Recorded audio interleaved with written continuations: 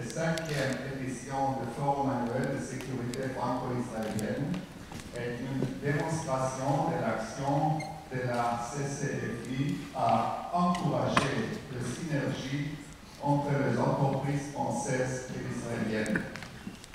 Pour évoquer en quelques mots la situation de l'économie israélienne, je commencerai par rappeler notre adhésion à l'OCDE, concrétisée depuis l'été dernier, qui a été une reconnaissance de la part de l'organisation et des États membres des avancées substantielles d'Israël en matière de croissance économique et de progrès social et humain.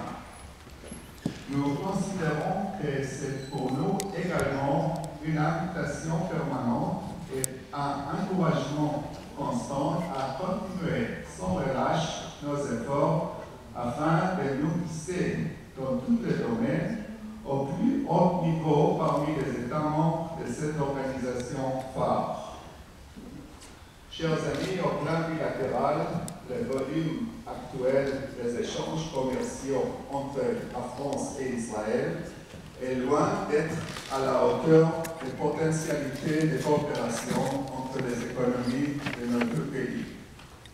L'essentiel, en ce qui nous concerne, est la volonté politique clairement exprimée de part et d'autre de remédier à cet état de fait et d'accroître rapidement nos échanges. Nous considérons pour notre part comme tout à fait réaliste que la France, éminente puissance économique mondiale qui préside actuellement avec détermination aux efforts de G20, puisse retrouver sur le marché israélien la place qui lui revient. Monsieur Éric Besson, ministre de l'Industrie, de l'Énergie et de l'Économie numérique, a fort bien exprimé cette ambition lors de sa visite en Israël en janvier dernier, en fixant comme objectif de doubler le volume de nos échanges commerciaux dans les 5 années à venir. Nous considérons cet objectif comme tout à fait légitime et dans le même esprit, il sera aussi désormais pleinement le nôtre. Chers amis, l'économie israélienne dispose donc aujourd'hui de suffisamment d'atouts pour en faire un partenaire attractif pour la France. Elle est sortie relativement indemne de la crise et a pu se réapproprier rapidement durant la phase de sortie de crise de l'année 2010 un taux de croissance moyen de 4,5% pour l'année. Elle atteint même un rythme de 7,5%, proche de celui des économies chinoises ou indiennes pour le 4e trimestre de l'année 2010.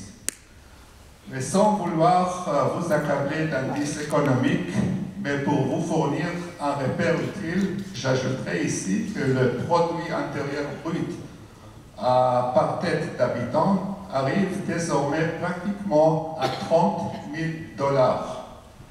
Il est évident que de tels résultats ne sont pas le fruit du hasard, mais l'aboutissement d'une politique déterminée, menée avec constance par les autorités, par le gouvernement d'Israël depuis une trentaine d'années.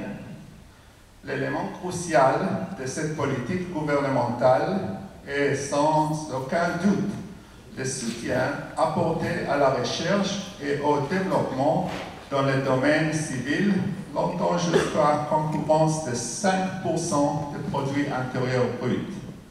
Cette politique, conjointement à l'encouragement à la création de fonds de capital risque, a permis de générer l'environnement nécessaire à l'éclosion des startups dans les domaines les plus en pointe de la haute technologie, tels que l'information, les télécommunications, les sciences des vivants, les clean tech, les énergies renouvelables, les nanotechnologies et bien d'autres encore.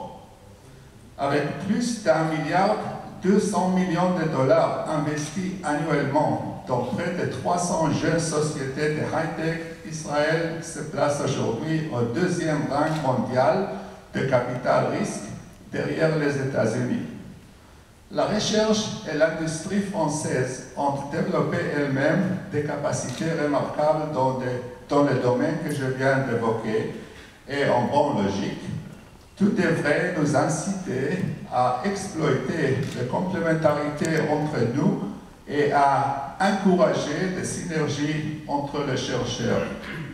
Je suis heureux que la journée de l'innovation franco-israélienne soit prévue à l'automne prochain à Bercy. Et dans le cadre de cette journée, nous ambitionnons de multiplier les rencontres entre les chefs d'entreprise actifs en ce domaine à la pointe de la haute technologie afin de développer rapidement entre nous de nouveaux partenariats.